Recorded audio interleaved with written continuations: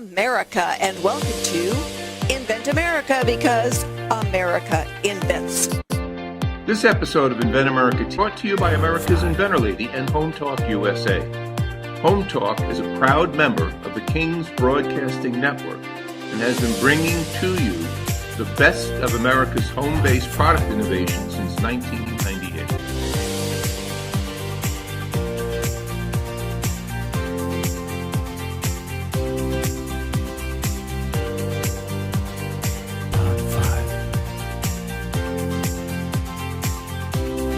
This segment of Invent America is brought to you by the law offices of R.P. Baraska. RPB law offices have been bringing corporate-level legal expertise to the independent inventor community for more than 20 years. For all your inventing legal needs, trust rpblawoffices.com. This is Invent America, because America invents. We are part of the Home Talk USA family with King's Broadcasting. So thank you so much for being with us. It's really fun to talk about inventors and their stories and what they have to go through and how often they feel like they're on an island all alone, in a boat out in the ocean all alone, falling off a cliff all alone, having everybody's hands in their pockets and it's a deep black hole and it is empty. Or just, Goliath is out there over and over and over again and they are fighting a battle all alone. So today we're going to talk about some of the challenges and the fights inventors have had. And yet we keep doing it. So my first guest today is Leo York. He is an inventor. He is with the Kentucky group. I have met a ton of great people through Leo and Don Skaggs with the Kentucky group from all over the world, because inventors invent, doggone it. We solve problems. Leo, thanks so much for being with us today. Thanks for having me. So tell our listeners a little bit about yourself so that they know, kind of, how do you know all of this? What Goliath have you fought? Sure. Yeah. I'm a serial inventor, and I also am vice president of Inventors Network Kentucky, and we coach inventors from pretty much every possible industry. We've got people in software, we've got people in housewares, we've got people everywhere in between. And as a result, I've seen the commonalities between all of these different pathways and industries. And for the most part, all of the struggles are roughly the same. It's amazing how, there might be a few shifts, intellectual property on software is much more difficult than intellectual property on a new tool. Definitely. One will last 4 years and the other one is obsolete generally before it's filed, let alone getting through the process, because it changes so fast. And so some of those challenges, I know you guys help inventors understand the path. It's so much easier for them to make business decisions if they understand the challenges before they start. Absolutely. Yeah. I mean, that old cliche expression, an ounce of prevention's worth a pound of cure, is applicable in business as much as it is in health. Yeah, absolutely. And so, what are some of the things, tell us, what are some of the things you've invented? Sure. Right now, I'm actually reaching out this afternoon to Mike Bowling of Pound Puppies about a toy product that I've been kind of finalizing. But I've also done work on some houseware things and some one software product that unfortunately never got to market. Although the reason it never did was the competitor just looked way too big, and now they bowed out. So I might revisit that one. I don't know. That's just, we keep things in a file and it's like, well, let's go back and talk about that one again. I know we had one gentleman, he says, I give up. And the next thing I knew, somebody was saying, wait a minute, didn't you have that product at a show 2 years ago? Yes, we did. Okay, so let's dig out those files. You never know. Yeah. As the market shifts, interest in potential products shift. Absolutely. No, it's amazing how often something will boomerang on you like that. It is. I know we had a couple of different instances where, people have invented a lot of different types of suitcases and containers. And there's a lot of them out there. So when somebody comes to me with a new type of case and we look at it and it's like, go back to the standard size suitcase that's out there, because one of the big challenges these days are molds. They're so expensive. So if you can use an existing case size and just make a new insert, Well, now the inserts lay Interesting. flat. They will stack on a store shelf. So you don't have to have now all this shelf space for a new suitcase. All you have to do is have a new insert for an existing size. Interesting. Well, you know, the suitcase with the wheels, that is a shockingly new thing. Suitcases have been around for centuries, and yet it was like the 90s, I want to say, when somebody Yeah. decided, hey, you know that thing that we've used for 10,000 years, a wheel and an axle? What if we put that on these heavy bags? That's just mind-blowing to me that that wasn't 150 years ago. Yeah, absolutely. Absolutely. The guy that did the flashlight that wraps around the pole, so you don't have to use your mouth to Ah, hold the flashlight, to use both hands. yeah. Cool. That was a game changer. Love that one. Yeah, absolutely. Yeah, there's all sorts of opportunities to improve upon pre-existing technology. And sometimes those are the best new inventions. Game 100%. changer. All right. So you're looking at making a product. So you're taking a problem everybody knows they have and making a better solution. It's when you solved a problem that the consumer doesn't even know they have yet. That's a tough one. Yeah, yeah. That's when you sometimes fall in the pitfall of creating a solution for a problem, or sorry, I said that backwards, creating a problem to fit the solution you've come up with. Yeah. So yeah, Well, Apple paid a lot of money to teach you that an apple is something that you play with instead of something that you eat. definitely. Yeah, branding is so pivotal. It can be really expensive. So, talk about some of the challenges, the Goliaths that you've helped inventors work through.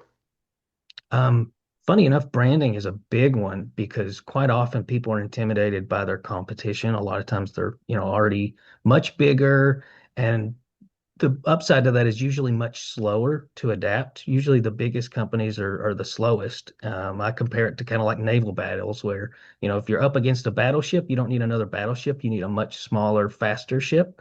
And a lot of times just having branding that offsets the competition and separates them from what they claim to be can be really big. And I think the biggest thing, you alluded to it earlier about people being in kind of a dark space when they're inventing is just having a community that allows you to talk to one another, hold each other accountable, and collaborate. I think that's a big part of it. It is a very lonely journey unless you find your tribe. And that's why I'm glad to be on a Yeah. radio station like this where we're talking exactly to those kinds of people. Well, it's funny because I'll get people say, well, where have you been? I had a hard, why haven't I Mm. found you sooner? It's like, I don't know, because I've been all over the internet for 15 years. And so it's not new that, the Inventors Roundtable is out there and there are different inventor groups. And I had this mother one time, she said, well, my son is thinking of starting, an internet group for high school inventors. And I said, tell him to go Mm. join the other 20 that are out there Yeah, because they exactly. are already there. And so for a lot of inventors, the best advice they get is from the inventor sitting next to them, even if it is on a virtual screen. 100%. Yeah. Yeah. Iron sharpens iron. Yep. And when I get inventors that are talking about a problem they have, a lot of the other inventors, it's like, well, this is what I did, because they generally always have the same types of problems. Oh yeah, yeah. Supply chains, IP, manufacturing, sourcing, they're almost always identical, and you can kind of predict almost in a given time period who's going to have trouble with what. Like right now, sourcing is kind of a problem with all the stuff going on in the world. So domestic sourcing is often the answer to that particular quandary. I know, and you've introduced us to some really good ones. And, Thank you. with Stitch Kentucky, we've sent Oh several yeah. inventors to her. She's Oh wonderful. great. They're And fantastic. yeah, just being able to find out, as people are start coming back and looking for, um, different manufacturers. I know we've talked to the gentleman and to the Made in America store, and they've got a Mhm. lot of manufacturers because they only carry products made in America. And if you need Right. something made in America, by golly, they're the ones to go and talk to find out who can make this. Oh, absolutely. And, they're just a wonderful group of people there. So, we want to thank you very much for that introduction. And I know you've got several others. So, everybody, I want you to stick with us because when we come back, we're going to be talking to a couple of inventors who've had their own Goliath to fight. And it's always fun to know, what was their challenge and how did they beat it? Not everybody's got a slingshot that they're a really good shot with. Sometimes we got to use something else. So, stick with us, everybody. We will be right back with an American inventor. This segment of Invent America is brought to you by SearchQuest Patent Search. SearchQuest provides for a comprehensive patent search that searches the entire world and not just the U.S. Patent Office. Make sure that before you spend those big bucks having a patent written, you've done your due diligence by getting a comprehensive patent search. Use SearchQuestPatents.com for all your patent search needs. They scour the world for you. My guest right now is Richard Chesbrough. He is an inventor and looking at getting a very cool new product out there. Richard, thanks so much for being with us today. Thanks, Rita. Great to be here. Well, you've got products that are in the marketplace and a new one going. So, today we're talking about, David and Goliath and the challenges inventors go through. So tell our listeners, what is it you invented? Well, I was a radiologist, a medical doctor specializing in diagnostic radiology, and invented a bunch of medical devices. Then I retired a few years ago, and now I'm working on consumer products. So one of the ones in the market today is Closet Cadet, one word, Closet Cadet, CADET, on Amazon. It's a instant closet organizer that keeps all your hangers spaced, and we're selling a whole bunch of them on Amazon every day. And we are also into a few retail clothing stores that are using them for their displays to keep the clothes looking nice at the retail level. So it has consumer but also business applications. And then the one I'm most proud of, most excited about is Riser. It is a floor mat that turns into an elevating step stool or a working platform. And that's still in engineering. I've got a bunch of people working on that. We're raising some money. But that's, I think, going to be a big help to people that are a little bit shorter, that are dealing with everyday vertical challenges, either at home or at the workplace. Think of somebody really short trying to give a speech behind a podium. And sometimes it's hard to see them. And so they have to step up on a box. And so this will be a mechanical or motorized platform that can go from almost flat all the way up, 10 or 12 inches if need be. So those are a couple of the things I'm working on. All right. So what is your biggest challenge? Let's look at the consumer products, versus the challenges that you had when you were in the medical arena getting products out there. What were your Goliaths? The biggest challenge is, consumer goods for me, the biggest challenge is just getting noticed. There's so much noise out there. It used to be what was the saying? If you build it, they will come. The saying that was a movie, honey. Yeah, that wasn't. If you build it, they won't know about it. How do you get people's attention with all of the different distractions? So I was so naive. I thought with Closet Cadet that we could build it, take out a few ads, it would go viral. People would be excited to see something new, but it's very hard to get people's attention. So I think as an inventor, if you're going to venture something yourself, you really have to plan on spending a lot of time and money on the whole marketing piece. And my advice would be to try to partner with somebody who has that skill set, that knows how to do social media marketing. Yeah, that's a tough animal. It really is. We call it mount marketing. And if you look at the top of the mountain, you will never get there. It is one step at a time. I did a lot of 14ers when my daughters were growing up. And if you don't take that one step at a time and pay attention, we used to have the mountain rescue guys say, "Don't make me come get you at midnight. I don't like that." And, part of it was like, you can't always, your instincts is to always go downhill, but you got to follow the trail. And sometimes it is, not the instinctive way.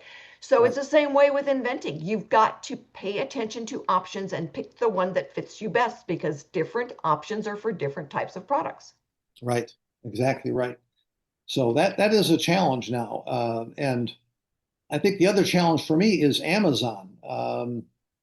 And I don't know how other inventors feel, but I've gone from being an inventor to being entrepreneur with putting stuff on Amazon. We are selling, we are making money, but it's a struggle because Amazon takes a big percentage of it. And maybe even more importantly, we don't get all the customer data from Amazon. Yeah. They will tell you that they're a platform to sell products, but there's so much more than that. They own the customers. They know who they are. They know where they live. They have their email address. They don't necessarily share that with the vendor. And that really is difficult for us as business people. It would be great to sell on your own website, but it's getting harder and harder to compete against Amazon. The problem is Amazon doesn't share a lot of critical data. Yeah, yeah, it is. That's, you've got to have an outlet. And, the retail stores, the old traditional retail stores, they're just not around anymore. For me, it's there's a Walmart in town and a Food City in town, and oh yeah, no, there's not. Oh yeah, there is an Ace Hardware. We do have an Ace Hardware in Newport, Tennessee. Yeah, Yay. But if the products aren't fitting in, and then a lot of times the products that you want, they don't even carry in the stores anymore. right, right. So yeah, and you've got to watch where the products are made. Yes. The products made in China are awful. I had a light put above my sink, and it fell apart and fell off in the sink and cracked the sink. Right. Well, I think each product is individual. We're made in China, and we don't think we're awful, but we are also just a corrugated plastic sleeve that is pretty hard to break. So it's pretty indestructible. But yeah, so I think that's a challenge for inventors now, is working with the big vendors like Amazon. Um, and so it can be done, but you also need to bring yourself up to speed on how to work with Amazon. And they have, Seller Central, and they have their own policies and procedures. And you've got to spend some time learning the ropes with Amazon. So Yeah, it's a tough one. It's like any other retail store. You sell at Walmart, it is a consignment shop. right, And Amazon is very similar. It's just a virtual Amazon, right. a virtual store. So anyway, everybody, we will be back in just a couple of minutes. Got to go pay some bills. Richard, thank you so much for being with us, and we will get that website out there for you. Stick with us. We're going to be right back with another inventor who's got a couple of cool products, and we need to see what his challenges have been. And I know there's some good ones. So be with us. We'll be right back. Hi, this is a training pull-up for little boys, and it's a great product to use. It makes it easy for the parent and the child when learning how to potty train. The coolest part about the product is that you don't have to take the child's pants all the way down every time that they need to use the restroom. You can just open this part here, and the child can tinkle through here, and it makes it easy for the parent and the child. It's a great product, and I cannot wait until it hits the market. And right now we are talking to Jeff Gerhart. He's got a couple of really cool inventions that we are trying to license. And I am sure that besides having, these really big things you've got out there, Jeff, which was probably one of your challenges, tell everybody about Squeegee and Baggett. Yeah, so these are two products that I have patents, patent pending on. The patents have been submitted. We're waiting to hear back on them. Squeegee's been around for a few years. If you can envision a large squeegee that you can use in your driveway, garage, or whatever, it has a flexible blade on it that allows you to slide over expansion joints. And originally designed it to push snow, but it's also pretty useful for water and leaves and dirt and raking in a sense too. So it's a hand tool. So and Baggett Direct is a augmentation to what we call yard sweepers or lawn sweepers. You may have seen them. They're different companies manufacture them, like John Deere, Ohio Steel, AgriFab. And basically what they do is they have a cylindrical brush inside that actually allows the material that you're dragging it across. For example, you might tow it behind a zero turn or a lawn tractor or whatnot, and you get these cylindrical brushes moving, and they actually sweep up material.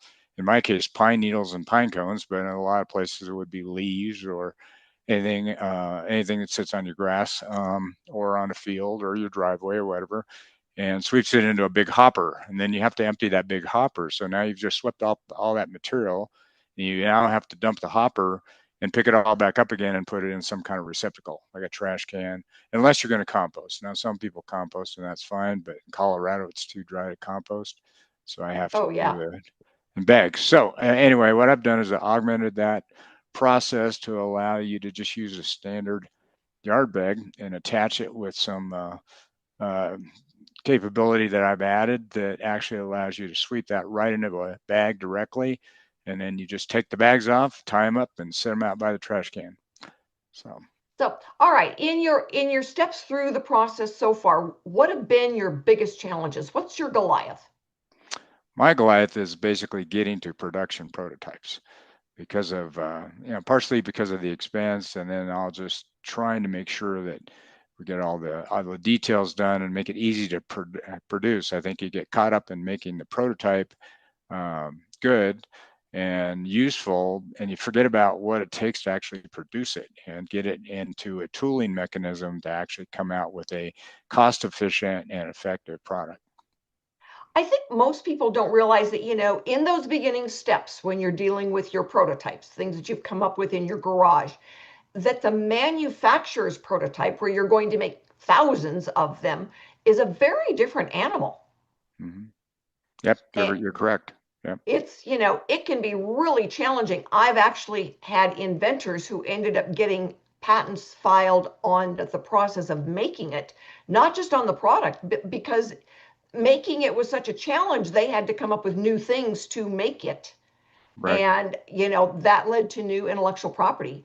And you never know, but the evolution of the patent to the manufacturer's prototype can be a very long process.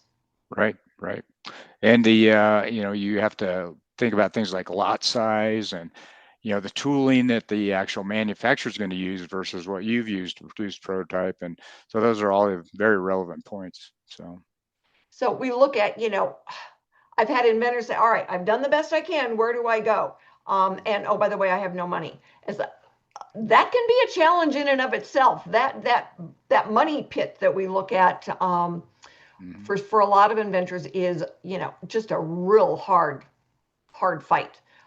There are ways to get the patent done because you can go to the pro bono services, but prototyping, there is no pro bono for prototyping. Right. Yep. So that's where I'm at. So we're kind of in that stage where I took a little bit of a break to kind of rethink my path, and that's where I'm going. So. All right. So what is your goal? Where do you want to get to besides sitting on an island? Well, I like to get these products out in the market. I did have an interesting call from some folks who are actually looking at Bag It Direct to do collection of bio waste. So you think about agricultural waste, grass, leaves, anything like that, and they take it and they want to use it as an input to something called biochar, which actually is a carbon that can be used for fuel, for fertilizer, for amending soil, all different types of things. So that was an interesting call. They need a way to pick it up, and might be a way to actually get Bag It Direct out and going. So yeah. You never know. And I've had inventors in the past who have, they're geared, you get your focus going on one way that you sometimes miss then an option or even sometimes a better way of getting the product into the marketplace first. Absolutely. And so a lot of times you'll say, it's like, what about this? Or when they go to a trade show and somebody says, did you think about using it this way? And it's like, holy cow, didn't think about that one. Yeah. Yep. You're absolutely right. So you got to be open-minded, and let things fall where they'll fall. Yep. Absolutely. So you are a bit, who you been getting to help you with your prototypes? Noah McNeely at Product Quick Start's been helping me a bit, and we took a little bit of time off because of tariffs. We're trying to wait to see where that goes, but and I'd like to have it made in America. That's a bit of a challenge as well, just because of the cost structure. So, yep. We are seeing more of that coming back right now, and I am fortunate that I get to meet some of the other companies that are manufacturing in the US, and they're starting to open up some of their options. It's like they may be manufacturing one product, but they're looking at the possibility of doing some of these shorter runs for inventors. And that'd be It's great if you and I revisit that subject. That'd be awesome. So yeah. I think I can make arrangements to do that. Fortunately, we have phones, right? Oh, shoot. So we've known each other for a few years now. Yep. And been to a few trade shows together. I've seen you through your first, the first one, and now the bag it. It's been a lot of fun to see. Yours are basically outdoor products. Correct. And your challenge is living in the forest out in Colorado. Right. And so when we look at, you must spend a lot of time outside having, to deal with the outdoorsy stuff. That's correct. Yep. And these products are born of that. Problems being outdoors and trying to pick up stuff and deal with snow and all that other kind of stuff. So, yeah. Snow, pine needles, everything. And a lot of it is because of the fire danger that's out there. Correct. Because fire mitigation in Colorado is a big deal, as it is in other places like California, as we saw last year. So, yeah. I know that one of our inventors, we were teasing him because he'd come to the show, and I think you were pretty close to him, and he had these little bags of debris that from the forest out in, and it's like from the forest out in California, and we teased him and said we called it LA in a bag. So yeah. He was not happy with us when we were teasing him. So and in fact, they were all pine needles that were in the bag, and I said, I can give you those all day, man. Just send me an address to ship them. Yep. That's the one gentleman in Colorado that does pine-right. And that was after all the beetle kill out there. And he came up with the product and, turns it into a powder. That was one of those where it wasn't the product that got the patent. It was the machine to make the product that got the patent. And now he ships this stuff by the container full to China. Oh, okay. And they sell it in these little tiny jars for $150 a piece as a beauty aid. Wow. Yeah. So who would have thought? And I still use it every day, but fortunately mine is like, $10 a bottle off of Amazon. And it's just a hand soap, a powdered hand soap, but oh, wow, it's really good stuff. So anyway, Jeff, we are looking forward to helping you get through these next steps. And hopefully if you have any more Goliaths, we're able to, use that slingshot successfully and get you into the marketplace. Thank you so much for being with us. Everybody, if you know an inventor out there and they've got questions and challenges, have them get in touch. We do the Inventors Galaxy Guide that answers a lot of questions. We also do the Inventors Roundtable where you can come and meet people like Jeff and ask questions and get some advice. So stick with us. We will be right back with Leo York to wrap up this segment of Invent America. So hang in there, everybody. We'll be right back. If you're an inventor or you know an inventor out there who would just like to be able to have a conversation with other inventors, join the Inventors Roundtable. It's free. The meetings are virtual, so you can be anywhere in America and talk to another inventor. And for a lot of folks out there, understanding the process, being able to ask questions, getting good service provider information is critical to the inventing process. So, got questions? Want to join?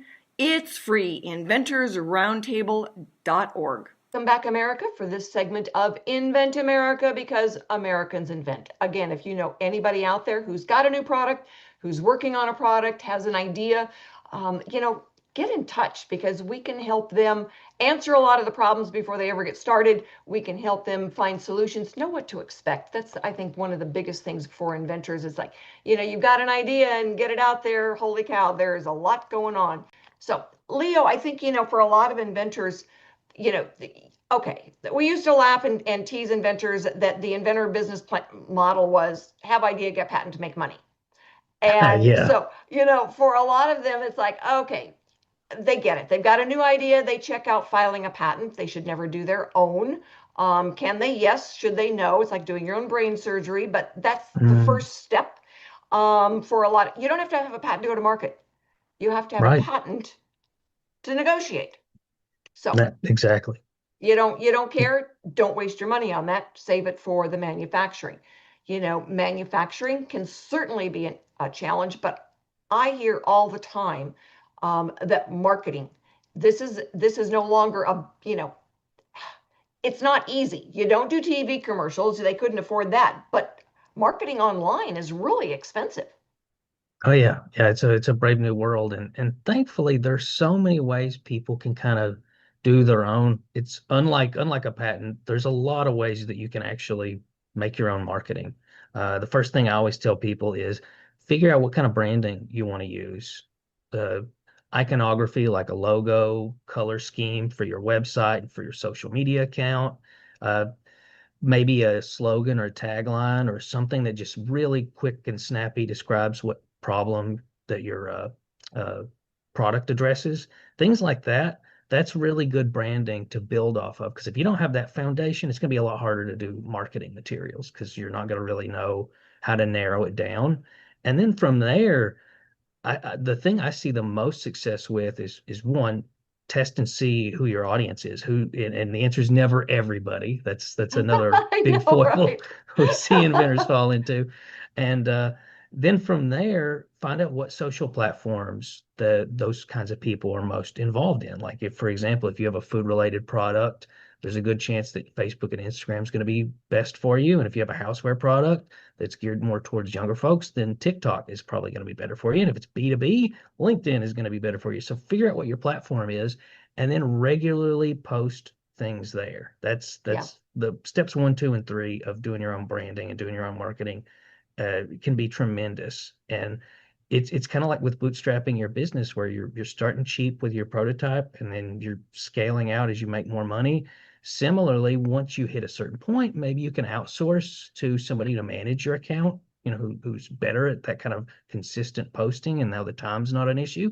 Or even better, if you get to enough point of recognition, maybe you can afford an influencer or somebody to partner with. And from there, you're going to get the word out based on their audience rather than having to just slowly build your own from scratch. Right. I always tell inventors to think you've got to be really smart with your words. So Mm. invite some friends over, you know, buy some beer, a couple bottles of wine, or whatever, and sit around and say, what would you Google to find this? And write the words down.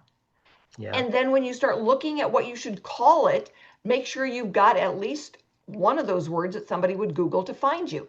And we had some folks years ago, they wanted to name it Tagabiner after Carabiner. It's like, nobody's going to Google that. I said, get a No. tagline, get a tagline. And so they got pet tag holder. It was a There you pet tag go. holder. And back Yep. then you could still get pettagholder.com. They did. And it threw them up in the top because when people needed a new pet tag holder, they Googled pet tag holder. Pet tag And holder. Tagabiner came Pops up. right up.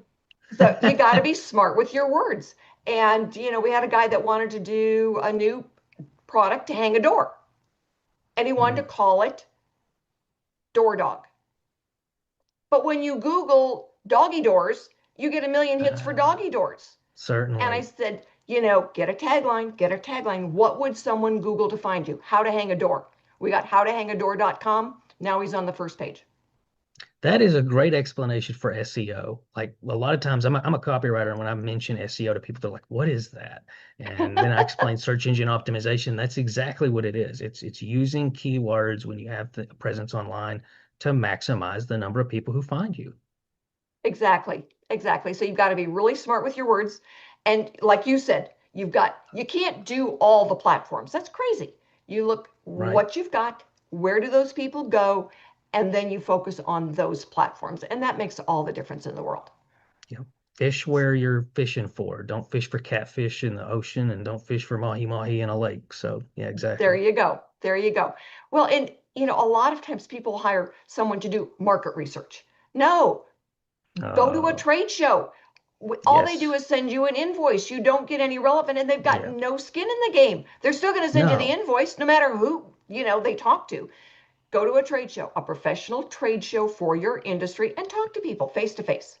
That's exactly what you got to do. Get your boots on the ground, because it's the case with most things.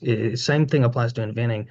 If you outsource to somebody else something that you can do on your own, you're going to spend money where you don't need to spend money, and you're going to waste time where you don't need to waste time. So get out there and make those connections and test your market. Well, you've got to go out and talk to people face to face. You shake their hand. You see their reaction to your prototype or your product, and that makes a huge difference for you, because you're not taking somebody else's word for it. I know we did a focus group one time, and we asked everybody, it's like, what color would you buy on a form? And then the inventor had a whole bunch of free ones in the back of the room. Everybody picked yellow. Who would have thought? Their actions were, I really don't want a black one. I want a yellow one. So, Leo, thanks so much for being with us today. We appreciate it very, very much. And I know that we will have you on again as our industry expert. Thanks, everyone, for joining us today. We will be back next week with more stories on getting products from mind to market. We will have new inventors and industry experts. So join us and have a wonderful week.